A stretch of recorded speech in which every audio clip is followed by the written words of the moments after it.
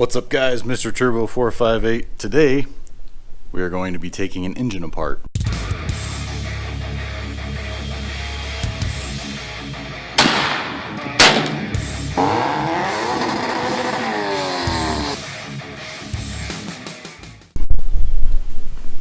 This is a Yamaha Warrior 350 5-speed transmission with reverse.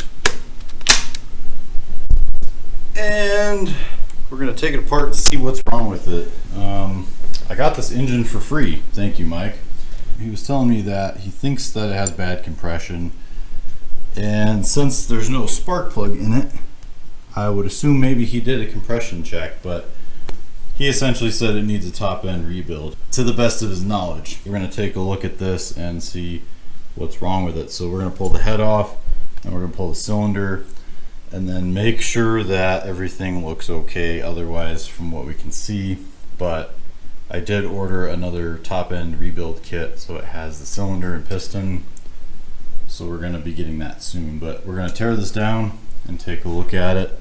Doesn't seem too hard from the videos I've seen online, so should be pretty simple. Okay, so the first step, we're going to pull the cam sprocket cover. I think that's two 5mm Allen bolts. So the cover is off, and we can see that the timing mark on the cam sprocket's lined up with this arrow right here. You pull this inspection plug down here, right there. There's a little T down there, and that's your timing mark. And then here you've got another timing mark on your cam sprocket. So those have to be aligned. Okay, we got our cam sprocket bolt loose. We're going to take our tensioner off here, which is a 12mm. Better if you have an impact too. So there's a spring in there, like that. Two 8mm. Let me know what you guys think I should put this engine in. I have a couple ideas, but kind of want to see what you guys think. The next thing we're going to do is we need to get a piece of wire. So the main trick here is to try and keep things lined up best you can. And then the other trick is you want to grab this timing chain with some sort of a captive device.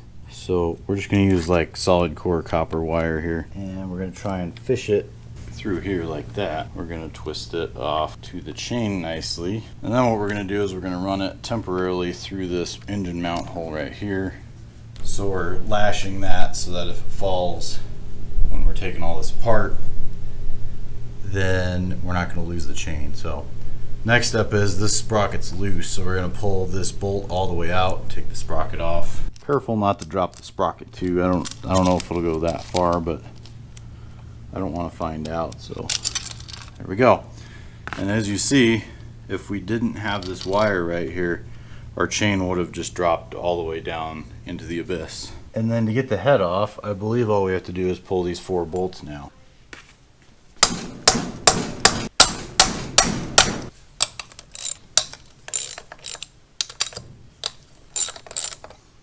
Obviously this would be easier with an impact. We don't have one right now.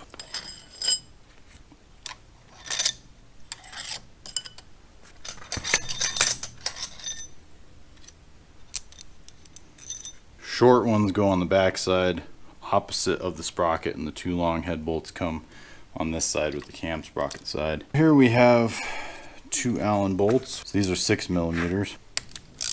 So we're going to untie our wire from the top of the head here, like that. The head looks like it's going to come right off pretty easily, so there we go. Okay, and we're going to grab our wire, fish it through. So one thing to note, this dowel pin over here has a green seal on it. Okay, and then our timing chain guide goes like this. There's a notch right here in the top. We're just going to take it out. There's an Allen head screw right here, and if you take that off, the actual cylinder is going to come off of our engine. Yep, so we're at a 5 mil.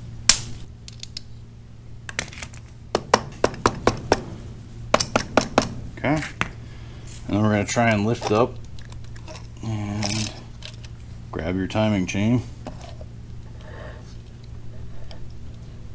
If I can get the piston off. Okay, now we're going to slide our timing chain wire through. Okay, that is the cylinder. It doesn't look that bad. So there is an arrow on the piston right there facing what would be the front of the quad. Okay, we got our wrist pin retaining clip, circlip off of there. I'm replacing the wrist pin, so that's why I'm grabbing it with pliers. So there you have it, guys. We took the cylinder off, the head off, and we're checking everything out. The head looks okay. This valve looks like maybe it's not sealing all the way. So we're gonna pull this head apart and we're gonna double check everything and make sure that the cam looks fine and that, you know, everything looks all right. And also we're gonna clean this up and then lap the valves. There you have it. Thanks for watching. Stay tuned for what I'm gonna put this in.